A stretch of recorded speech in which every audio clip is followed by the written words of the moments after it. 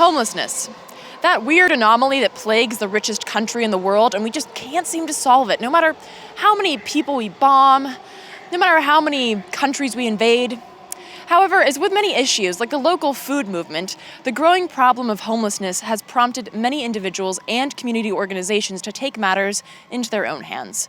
As funding for shelters and services continues to drop off, activists are turning to small donations and a hipster-happy trend to get people off the streets: tiny houses.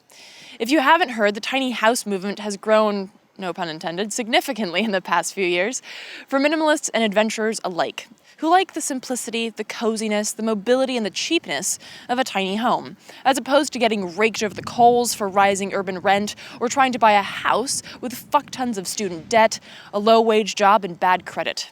Essentially, the tiny house movement is a way to live off the grid and inside the system at the same time. It is now also a way to get people off the streets, into homes, and in some cases into entire communities, where rent is paid, jobs are worked, and dignity and purpose are restored. Take Oakland, for example. The Homeless Homes Project, started by artist and construction contractor Greg Klain. The Homeless Homes Project brings together, quote, imaginative people and discarded material to make sturdy, innovative, mobile shelters for the homeless people. By sourcing our materials from illegal street dumping, commercial waste, and excess household items, we strive to diminish money's influence over the building process. And earlier this year, after the refuse of the Super Bowl was left to essentially rot in the streets of San Francisco, Greg and fellow organizers set up a tiny homes build, where in just 2 days, volunteers built 9 new homes. The cost? Some donated time, food, drinks, and muscle. Compare that to the more than $30,000 a night tab to keep a 150-person capacity shelter open, where in particular women are often subjected to violent crime, not to mention the cattle car-like conditions that only further the perception that the homeless are not citizens worthy of help, understanding, or fundamental rights. In this case, it all stemmed from Greg's artistic curiosity, wondering, as he puts it, how can you turn different objects into a home? What makes a home? After being approached by a homeless woman asking to borrow a tarp while he was dumpster diving for supplies, he realized he could actually use his curiosity to make a change, a difference in his community. And now, he not only dumpster dives to build homes, he actually builds homes out of dumpsters, proving that the only thing standing between us and housing thousands of people is some creativity, ingenuity, and the will to actually do it, instead of just throwing blind cash around. Another example of this blend can be seen just a few hours north in Portland. Dignity Village is a self-governed community of about 60 people, housed in tiny homes built from recycled and donated materials. Newcomers spend about 60 days in the warming station, as it's called, as a sort of trial to see if they can follow the village's 5 rules. No violence, no theft, no alcohol or drugs within a 1-block radius, no constant disruptive behavior, and all residents have to contribute at least 10 hours a week for village upkeep. The rent is $35 a month, and several residents hold jobs within the village, such as Rick Proudfoot, who works in the main office and handles finances, a former electrician who lost his job in the collapse of 2008 and ended up in jail for sleeping on a park bench. Or Lisa Larson, for example, the village's CEO, who chose homelessness over an abusive marriage 6 years ago. A very not uncommon story. Dignity Village also inspired Seattle's recent dive into the tiny house revolution, where 14 tiny homes opened up in January with a similar 5-rule structure, a low monthly rent, and a community that not only works together, but supports each other through case management, meetings, and events. Then there's the Tiny House Village in Madison, Wisconsin, a project started by Occupy Madison in 2014, when they bought a plot of land in a quaint Madison neighborhood and got to work building. There's an old auto body shop on the property that has been converted into a communal building, with showers, bathrooms, a store, and a workshop where new houses are being built. Residents, once again, contribute time and work in exchange for their tiny homes, and despite an initial uproar in the neighborhood from locals fearing a rise in crime and a drop in property value, even the most vehement opponents have now admitted that the tiny homes plot makes for quiet and nice neighbors.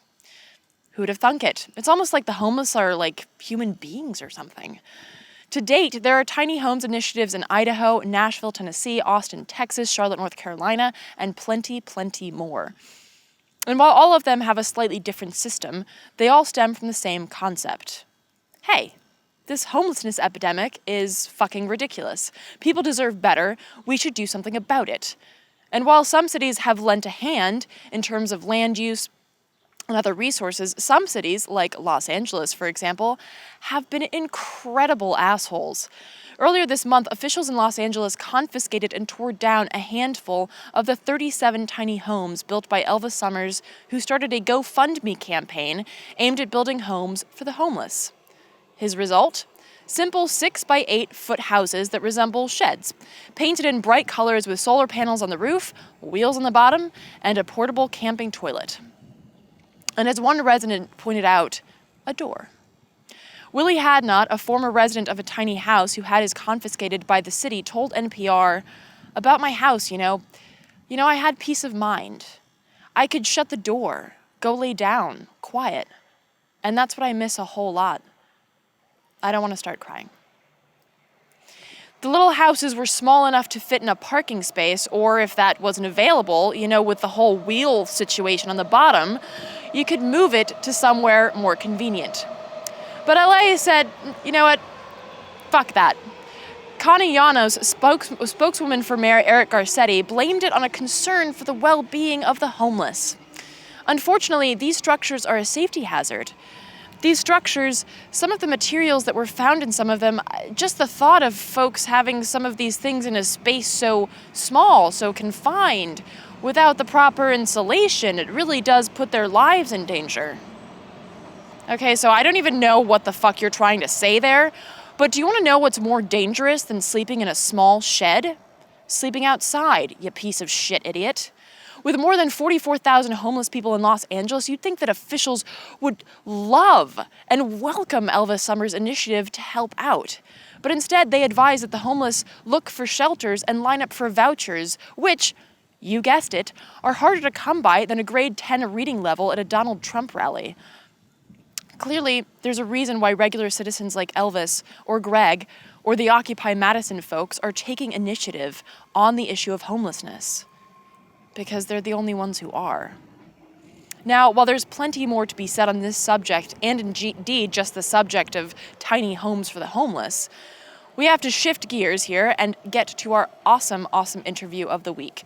However, if you are interested in taking the initiative in your community, Occupy Madison has a great DIY how-to on their website. Check it out here, and we will post that link in the description and at the end of the show. But now, let's talk jail.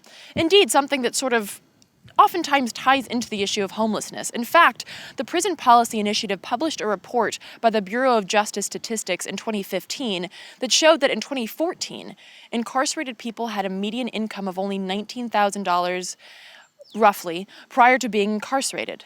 That figure comes out to a whopping 41% less than non-incarcerated people of similar ages. Median incomes were also significantly lower for blacks and Hispanics than they were for whites, and for women, they were just a stupidly horrendous amount lower. Put simply, if you're rich, and even more so if you're rich, white, and male, chances are you're not going to jail, no matter what the hell you do.